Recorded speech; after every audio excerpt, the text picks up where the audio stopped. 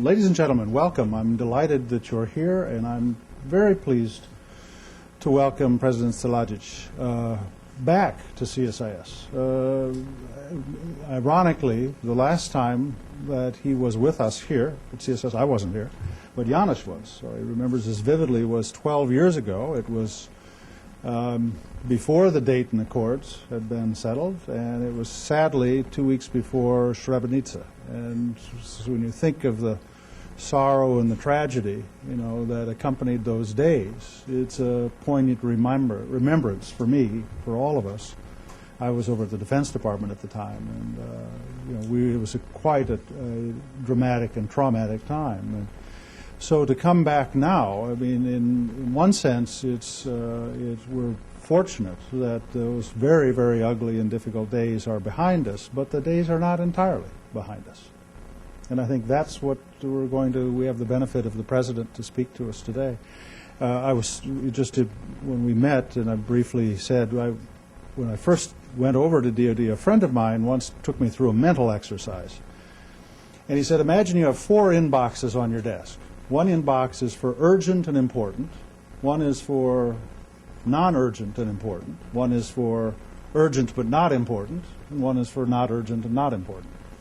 And he said, which of those 4 should you first go to every morning?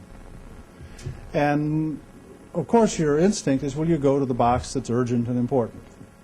And he said, no. He said, that's a big mistake. He said, you always go to the box that is important but not urgent, because then you have time to work on the problem. Okay? I think that's what we're here to talk about today. The continuing evolution, political, social evolution in the Balkans, and the political structure in Bosnia-Herzegovina is important. Fortunately, it's not urgent, and now we have time to work on this. And I think, President, that summarizes why you have come to Washington and why you are talking to us. We are, you know, for being such a sophisticated country, big, powerful, sophisticated country, we really can't keep more than one idea in our head at a time. And right now, everything's Iraq. And so if you don't come to Washington, we don't think about these problems. So you are doing us a favor to help us think about a very important problem at a time when we have a chance to do something about it. So I'm pleased you gave us a chance. Obviously, there are many people that want to hear you today, President. Thank you for coming, and let me turn to you now to share your thoughts with everyone. Thank you, sir.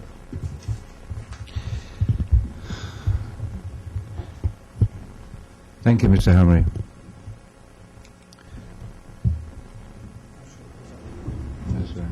Okay. It's my pleasure and honor to be here again. Thank you all for coming. I'm delighted to see so many friends around here. And of course, János, who remembers our last meeting here. And thank you again, Mr. Hamri, for all those boxes. 4 boxes, did you say? What do you do if you have 4 boxes?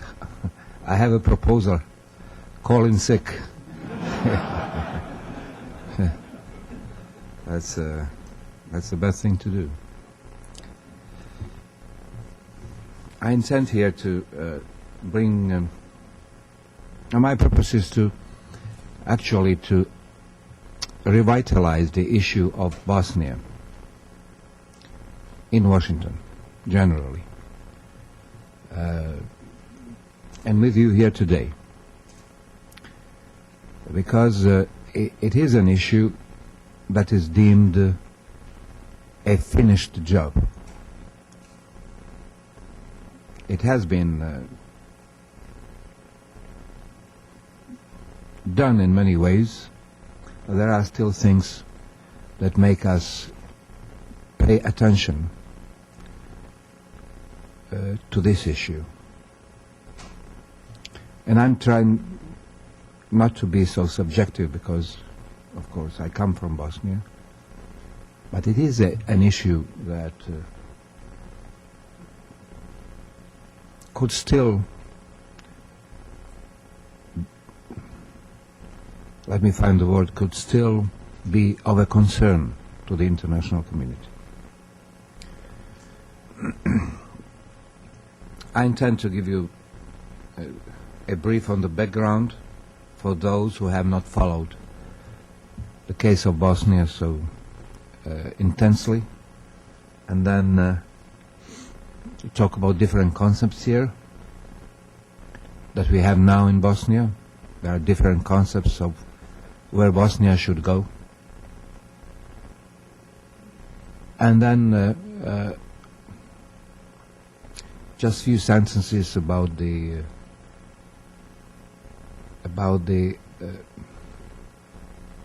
possible repercussions if we do not pay attention to Bosnia, if we do not solve the Bosnian questions.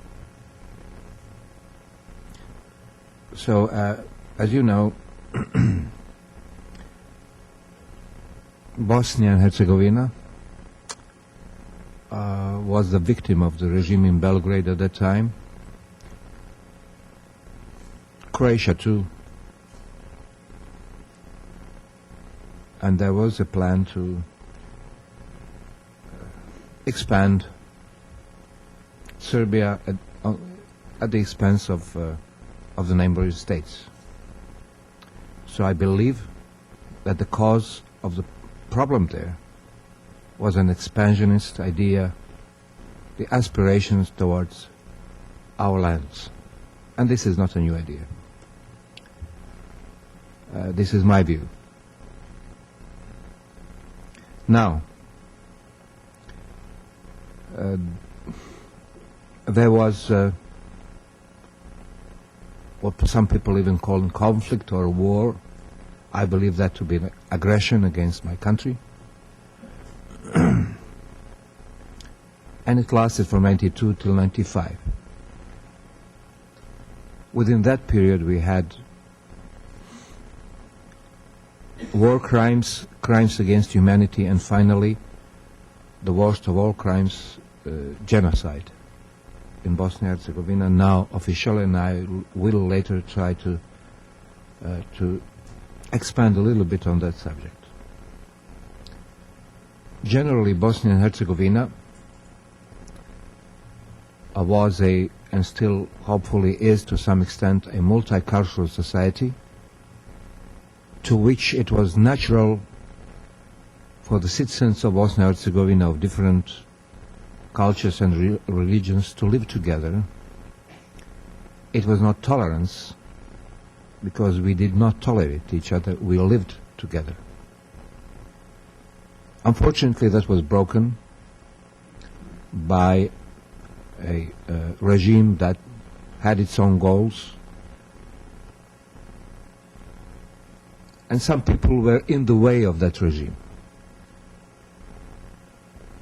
So they unfortunately killed people or expelled them from their homes, and that's why we have today in the United States over 300,000 people of Bosnians who came here to escape death or concentration camps. In Canada, I think probably about 100,000, I'm not sure.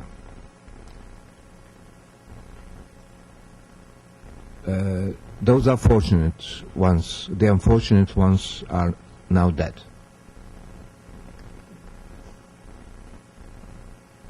In 1985, upon the initiative of the international community, mainly the United States government, there was a peace agreement. We had negotiations held at Dayton, Ohio, and we reached an agreement. This agreement was naturally not perfect, of course, but it was a successful agreement because the killing stopped, the operations also. So we finally had peace in Bosnia. And that's what the most important thing. Of course, the peace agreement, generally called the Dayton Agreement, was criticized for being contradictory, for being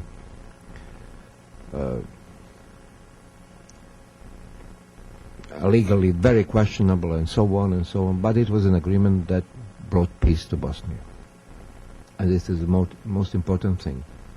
I was there, and I would do that again under the same circumstances. I would accept the Dayton peace agreement. Now, the execution of the peace agreement on the ground is a different thing. And I think that the international community followed the line of least resistance there, the philosophy of containment, and we passed an opportunity to really do something for Bosnia through the Dayton Agreement.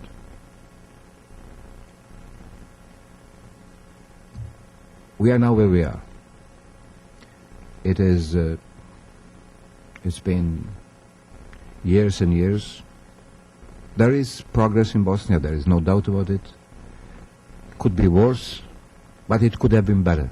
Could be better now, had we managed to actually use the Dayton Agreement to do many things, especially human rights organization of the return of refugees and so on, the economy. Bosnia, because of the implementation of the peace agreement, is today mainly blocked as a country because of the system of voting, which gives practically 1/5 of the state parliament, 1/5 of the parliament, the right to block everything in the country. That is called the entity voting, known to those who follow Bosnia closely. Just today we have been discussing this with Prime Minister Dodik and the American officials at the State Department, and unfortunately we have not reached an agreement on that and the matter of the police issue.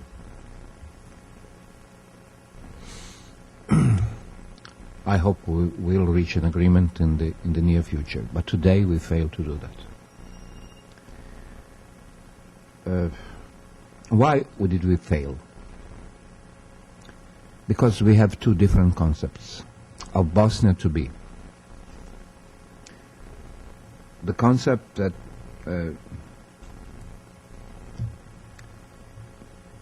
is the concept of political parties, and my concept. In Bosnia there are people who would like to see Bosnia-Herzegovina a democracy, not ethnocracy. As a result of the aggression and the Dayton Peace Agreement, Bosnia is today divided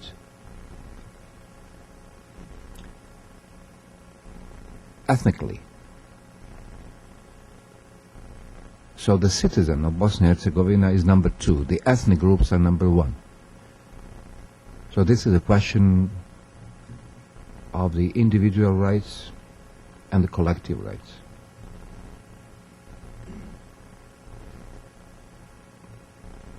I'm in favor of the citizens' Bosnia, not of the Bosnia of peoples, because it translates into division, and it is a divided country in many ways today, a divided economy. Unfortunately, divided educational system, and that's worst of it, because the question is, how do we raise the young generation? So Bosnia is divided into 2 entities, and 1 entity is divided into cantons and so on. My view of it is the following. I would like to get rid of the entities. I would like to get rid of the cantons. if I could, but I can't. There is no political will for this in Bosnia on the other side, and no political will on the part of the international community to really get involved once again, which is understandable.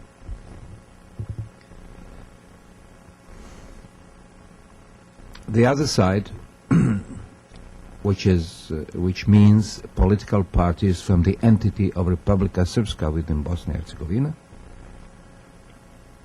they want the status quo of the situation today, which is this division into two entities, as a permanent solution. On the other side, we want to change it, because we do not see future in that arrangement. I think that Bosnia should be a democratic country for all citizens, equal citizens, and the culture, religion, and traditions are, of course, everyone is free to believe whatever, to cherish the culture and the tradition and so on. So this is one concept. The other concept is the concept of the status quo and division.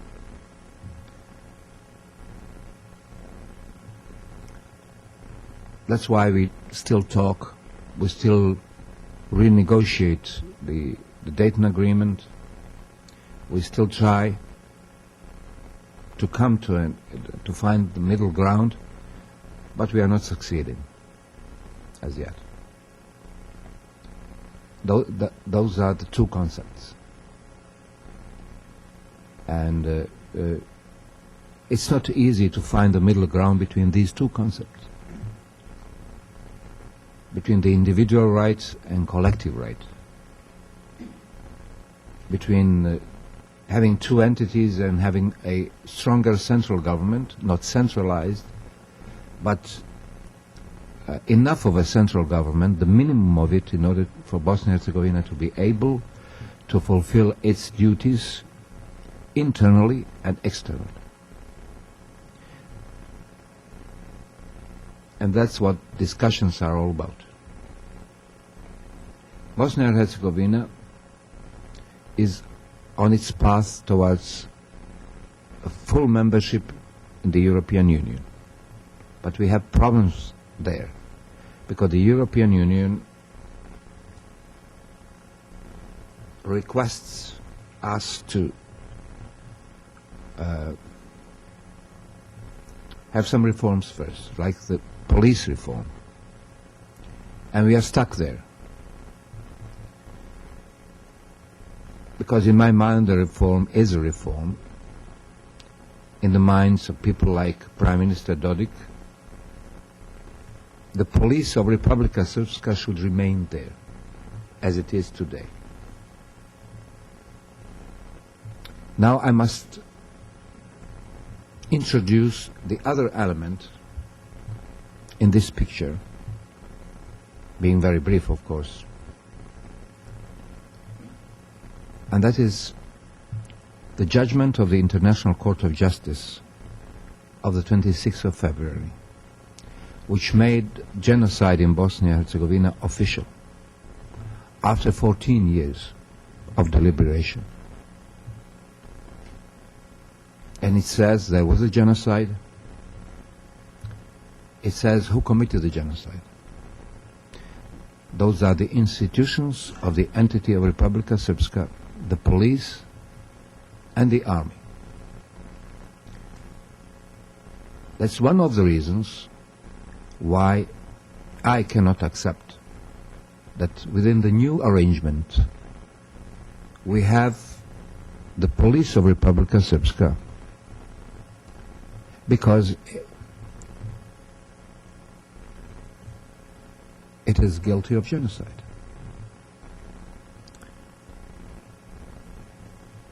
And also we need to make reforms, and that's what we are requesting. the European Union demands a reform of the police. There we cannot agree. We disagreed even today, an hour ago.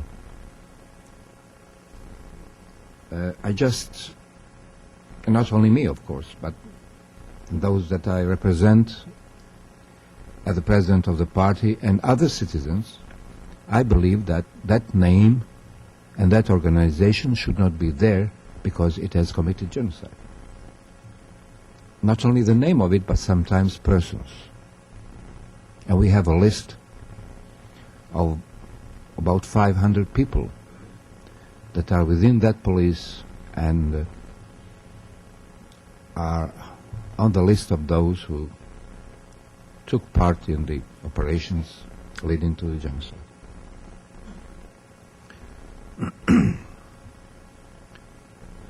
And I hope you understand what I'm trying to convey to you, the climate and the immediate problems that we have now. And all of that boils down to one thing: whether Bosnia should remain as it is today, despite the fact that we now officially have genocide, or do we ignore that fact and proceed? I cannot bring myself to ignoring the judgment, of course, and it's not my right. The judgment is there. It absolved mostly Serbia. Serbia is guilty only of non-prevention of the genocide, non-punishment of the perpetrators. And the genocide, according to the verdict, is committed by those institutions. The question is whether this verdict has consequence, or is the judgment of the International Court of Justice an NGO pronouncement, a declaration? No harm done to the NGOs, of course, but this judgment is being ignored at all levels. And I had to bring this up with the new Secretary General of the United Nations, Mr. Moon, telling him the following: your organization committed colossal mistakes in Bosnia-Herzegovina, admitted it through the former Secretary General, and those mistakes cost thousands of lives in Bosnia-Herzegovina. Now we have the judgment that it was genocide, and you are silent as an organization.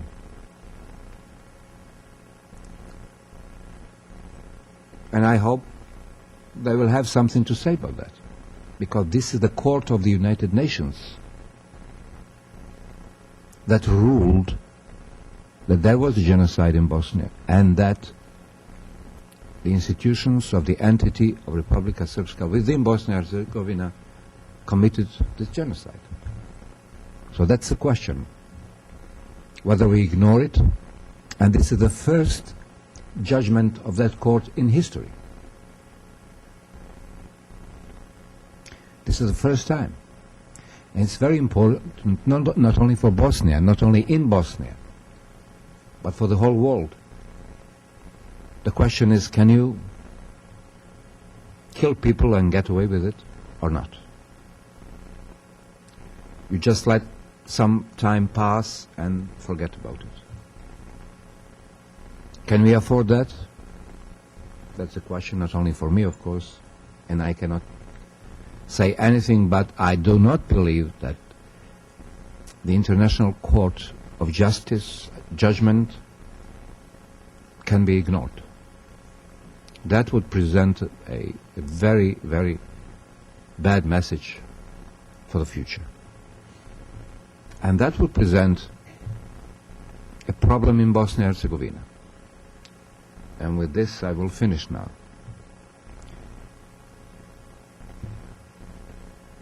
If that is the case, if the judgment has no bearing on the international on the internal situation in Bosnia-Herzegovina. That would lead to frustration in Bosnia, especially the victims of genocide, their families. And they are mostly, not exclusively, but mostly Bosniaks or Muslims. The Muslim population in Bosnia-Herzegovina, it's about 50% of the population, has proved to be a constructive, civil and civilized element in Bosnia-Herzegovina. They were tested during the war. They never returned the same. They did not create concentration camps. They did not commit genocide. They could. So they deserve to be treated as constructive citizens of Europe. But if this judgment is ignored, this is going to have consequences. Because this is a message. If the judgment is ignored, then the message is you don't have the right to the judgment even. Not only that you don't have the right to live, but you don't have the right to judgment. We had to do this, but it doesn't mean anything. That is the message.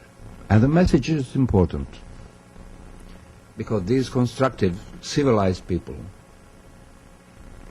can turn the other way. They say, okay, so we are not welcome. Anyone can come and kill us anytime that they want. And you know what? This creates a fertile ground for extremism. And we are doing this while we are all saying that there should be a dialogue, we should fight against extremism globally.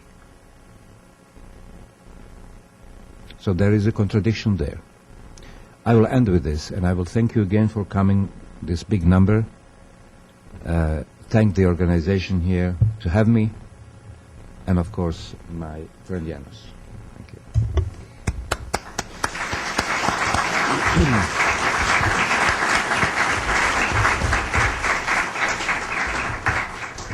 Thank you very much, Haris. We have about 25 minutes because the President has a very important appointment, has to leave at 12. So please keep your comments or questions very brief and to the point. State your name and affiliation. I'll start on the left with Ed, our local provocateur, please. Not this morning. Thank you, Janos. Good morning, President Silajdžić. Appreciate it. Edward Joseph, Johns Hopkins SICE. And President Silajdžić, appreciate very much your remarks and agree system is blocked, desperately needs internal reform, and yet there's no international community will, as you so correctly stated. And as we all know, instead of that will, there is the fallback or default strategy is EU accession. You only mentioned that in passing in the context of police reform, but I really have to ask you, Mr. President, how is that correct? First of all, is that strategy of depending on a EU accession process to resolve these ancillary problems that you sketched out so eloquently, and legacy of the conflict that you sketched out, or is it perhaps not quite as important and the overarching immediate priority for the people who elected you, as so many diplomats believe? Thank you very much. Can I answer this question immediately? Yeah, okay. Well, they require reforms before the accession. So we have to do things, right? And I must tell you that the American government, this administration, with which I have problems sometimes, to tell you the truth, they are helping us and have patience and endurance, like yesterday and today, which I do not see from part of the European governments. They just request things. So I would like this process to be more dynamic, more vital, more But the situation is, they ask for something we cannot do now, so the process is blocked. I do not know what we can do there.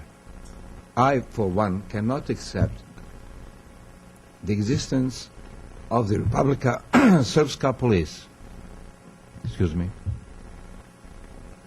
knowing that that name is there in the verdict saying that it has committed genocide. I'm sorry, but it's like Holocaust victims being controlled by Gestapo. That's what it is to Srebrenica survivors. How? There, the international community could have said, well, there are some limits here. We want cooperation, we want dialogue and everything, but some limits must exist. And the limit is, you cannot have the genocidal name there in the new agreement, period. But they're not saying that. They say, okay, if you can agree upon something, you know. That's where the shortcoming is, especially from the European side. Thank you. Good morning, Mr. President. Robert Beecroft, head of the OSCE mission in Bosnia and Herzegovina from 2002 to 2005, and 10 years ago worked with you as special envoy for the Federation. Sir, I'd like to change the focus slightly and ask about the Federation. We've been talking about Republika Srpska, understandably, but I would argue that both sides are broken, and the Federation certainly is not functioning well, either economically or politically. What is, in your view, the possible or potential viability of the Federation over the longer term? I assume that if you're talking about a single unitary state, the Federation also would go away. But could one look at it the opposite way in terms of a potential third entity, which is something that the Croat people have been pushing for a long time, or would that just complicate matters further? I think it would complicate matters, and frankly, I refuse to even talk about this, because this means federalization of Bosnia. The federalization means that federal units have the right of secession and so on. We all know that. So that's not the solution. And the federation, as is today, is not a solution. You know, it has 10 cantons. Every single canton has parliament and government. You know, it is money needed for something else. The economic situation, the investments are coming, but blocked by the system. And you know that. By the system. There is not a single economic space there. The laws are not harmonized, although we have foreign investment flow, which is liberal and okay. But when it comes to the ground, it's very difficult, it's complicated, it's very bureaucratic, because we do not have one economic space there. And how can we compete with the surroundings, with other countries around, where things are much easier for the investors? So I have to, when I call the investors to come to Bosnia, I have to tell them, please be prepared, you will be okay. But for the first couple of years, you know, this is what it is, starting from the registration to... It's a residue of the old and the confusion of the new. But you are right. You're right. The question is, and as I said, if I could, I would do away tomorrow with the entities and the cantons. If I had my way, if I could have my way, I would have the state government and the local government and the economic regions in the middle. But I can't have it.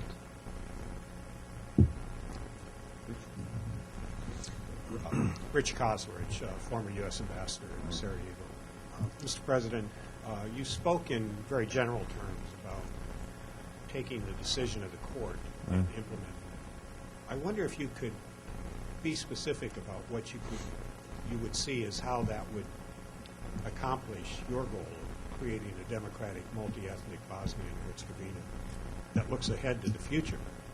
Because obviously, the court has stated what it has stated. We know the history as you've laid it out. But it would appear that now's the time to take this and start building for a future that puts Bosnia squarely in the European experience. Well, I believe that my concept would do just that. The concept of the Bosnia-Herzegovina of citizens, not ethnic groups. Furthermore, I don't think it's a statement by its ruling of the International Court of Justice. It's a judgment. It's not just a statement. I can issue a statement, you can issue a statement, this organization can issue a statement. But that is the judgment of the International Court of Justice. I'm not a lawyer. I cannot tell you what something must be done. I mean, there must be an implementation of that judgment. Otherwise, it's just a statement. What does it mean for our internal situation? It means that we can use that judgment to do what both of us want for Bosnia, and that is to get rid of the ethnic division there, because the ethnic division is the direct result of this genocide. The question is now whether the international community has strength to say, well, you cannot kill thy neighbor and get away with it. Something must be done, or nothing. I do not know. Well, starting from the United Nations. This is their court, and Bosnia and Herzegovina is a member of the United Nations. Let them tell us what to do.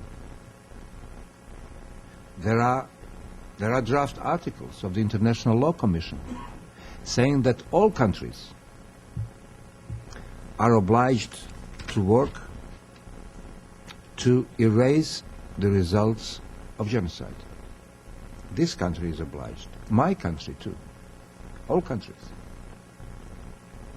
But what actually struck me as odd is the deafening silence on the first ruling of genocide in history.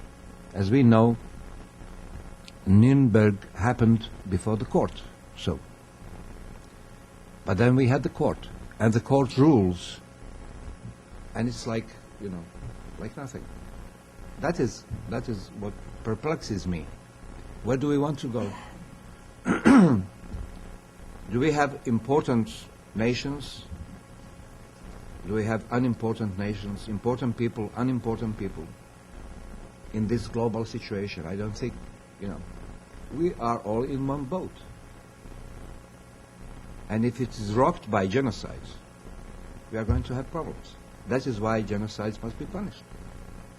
I'm not asking for people to be killed because of that, but I'm asking the international community to reconsider the situation in Bosnia brought about by genocide. How about that? That's what we are asking. Our legal problem is we have to sue our own country because those who have committed the genocide are Bosnian citizens.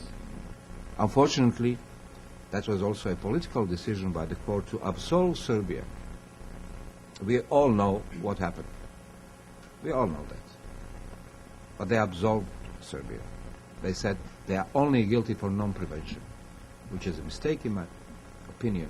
But still, I have to respect the International Court of Justice, because this is the highest authority that we have in this world.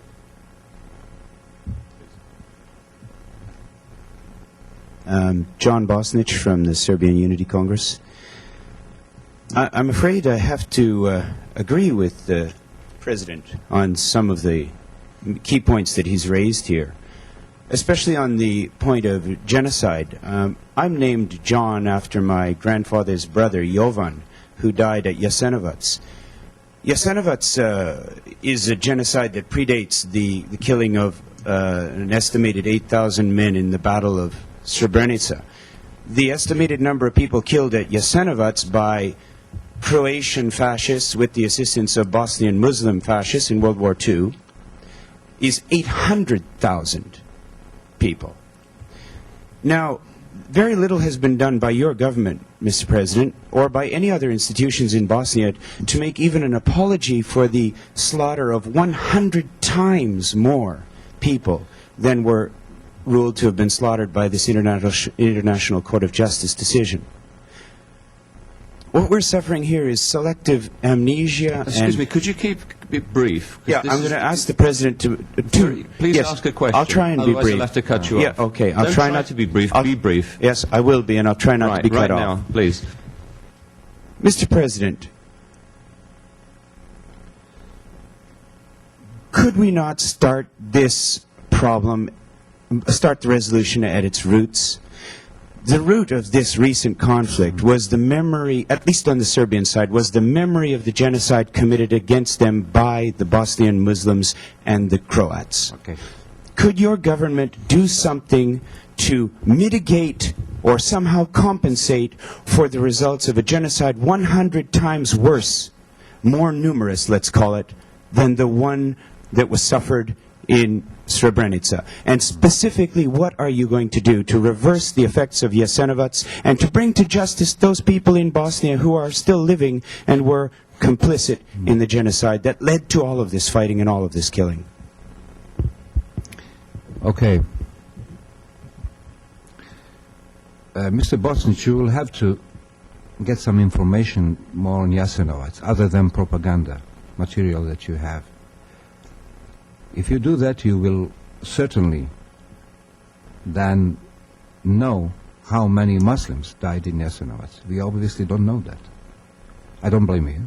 So please do inform yourself on the facts of life there. It's not a small number, by the way. What do we do if you, as an informed intellectual, say that the cause of it is the memory of Jasenovac? Do you absolve the regime in Belgrade and Milosevic by that? Or do you justify the genocide because of some memory there? It's not the memory. It is more than 140 years old plan of Greater Serbia, which lies in the roots of the problem. Greater Serbia, starting from Garashanin and so on, to the academy, the Serb academy, and we know, and I'm sure you know about all that. The creators of Milosevic, if he needed a creator. So do not tell me that the cause of it is a memory. No, it's a project in cold blood. You know that, I know that. Cold blood. I'm talking about the project of Milosevic. The project that is older than Jasenovac, a lot older.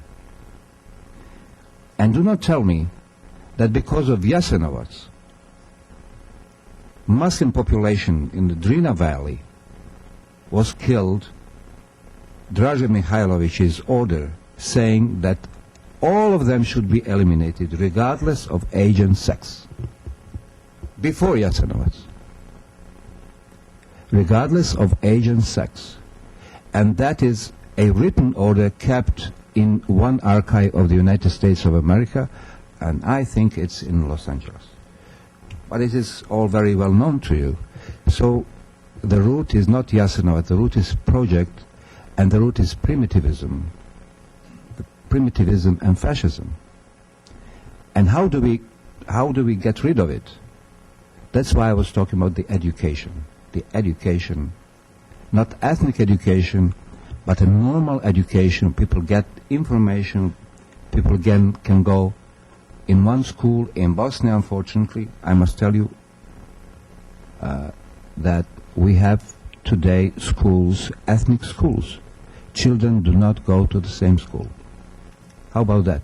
I mean, this is all under the watchful eye of the international community. And I think there is the root of the problem.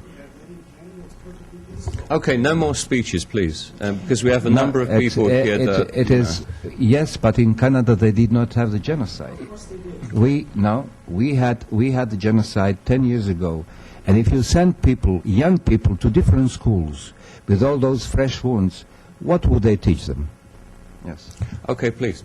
Janet McGilligan Associates. I served as a spokesman for the Sudanese peace talks, and in Washington especially, there seems to be a great focus on Darfur as genocide. But if you go there, you see it's really probably the world's first war over water and resources, and is not a genocide. Do you think that if you could marshal some of the Darfur genocide people to your side, that you could achieve some of the goals that you were talking about achieving?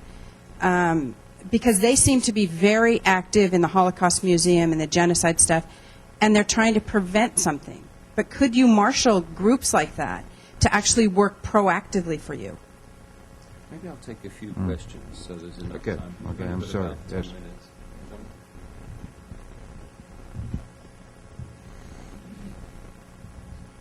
Mr. President, it's good to see you again.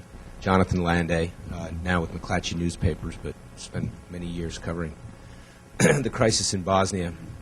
I'm wondering if you could elaborate on what your perception of Mr. Dodik's position is in terms of his motivation. Is he not reflecting the wishes of his voters in taking the positions that he is?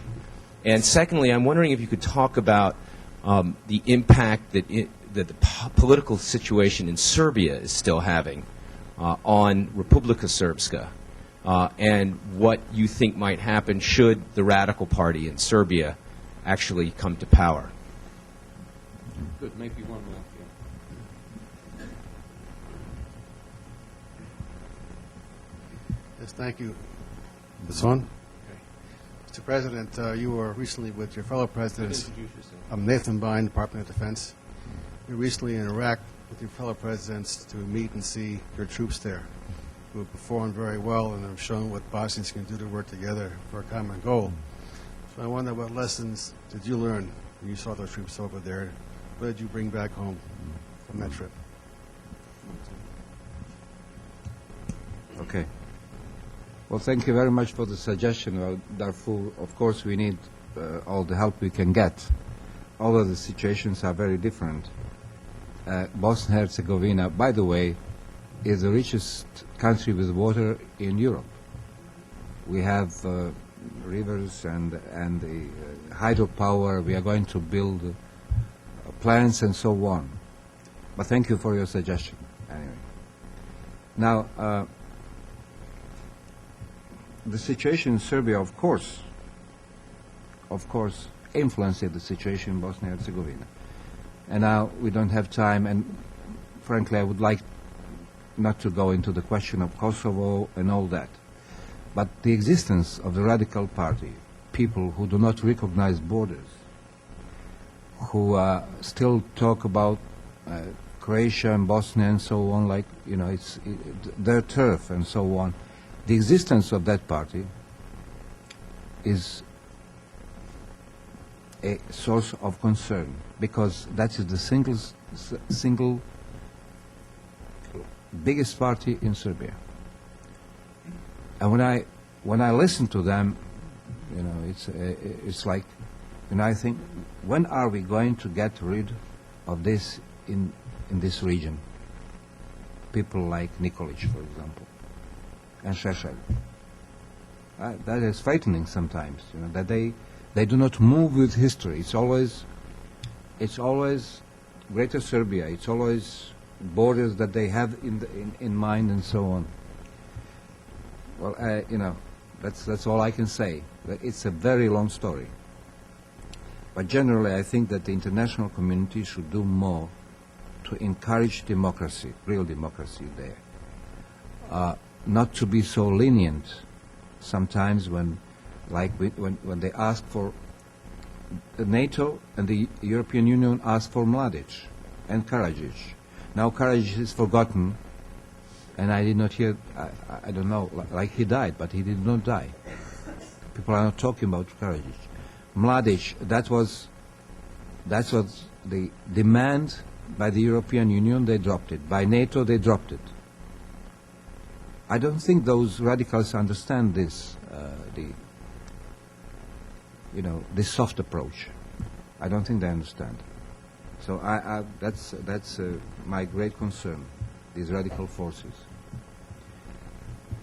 Well, I have a question to answer here. In Baghdad, yes, we went to Iraq and Baghdad and Diwaniyah by helicopters, and we saw our troops there in the camp. They're doing a very good job. They have defused so far 45,000 explosive devices. It's not a big unit, but they all say they're doing a very good job. Generally, the situation there is not one that I would like to see in Bosnia. It's, it's sad. Even while we were in the green zone, you could hear explosions, and it reminded me of the times when Sarajevo lived the longest siege in history.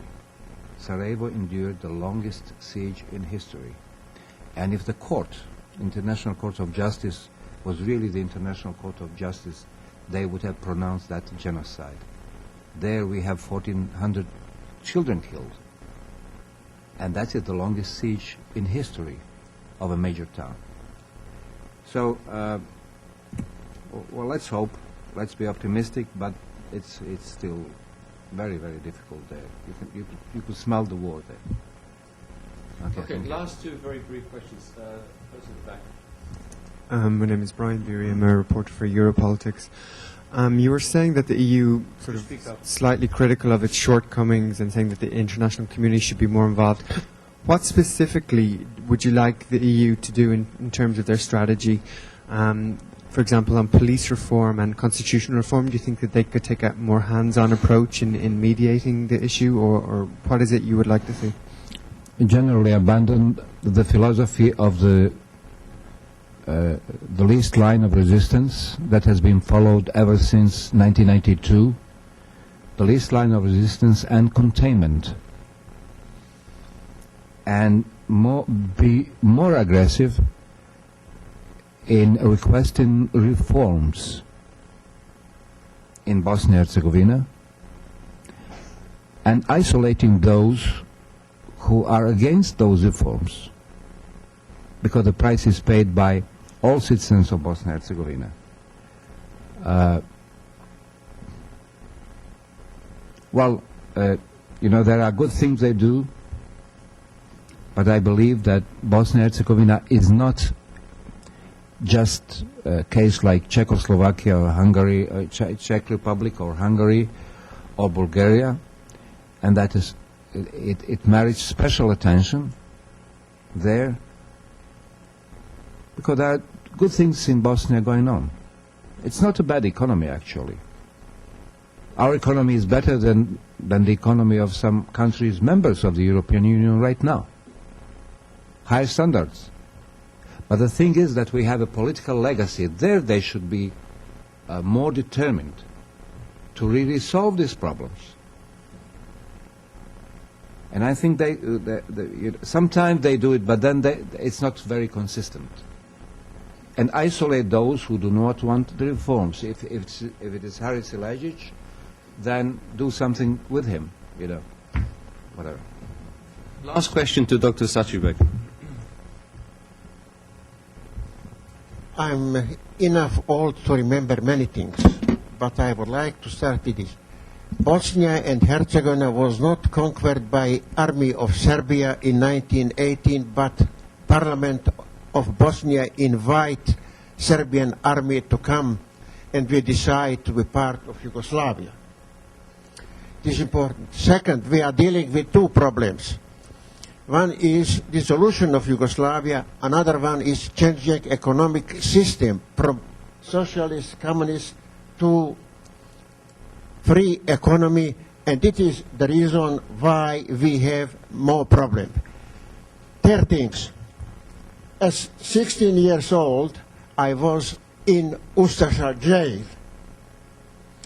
Ustasha didn't just put in jail Serbs, but put anyone who didn't like them. In Jasenovac was killed my uncle. We have the book with the names, 100,000 names of Muslims who were killed in Jasenovac. And it is important to be remembered. Besides, if you look command of Jasenovac and other concentration camp of Ustasha, you will not find any Muslim's name in that position. Thank you. Thank you. Okay, thank you very much. I'd like to thank the President. He's obviously started an initiative, a very important debate on how to make Bosnia into a truly functional state that can integrate into the European Union and NATO. And we will be watching and helping where we can. Thank you very much. Thank you all. Thank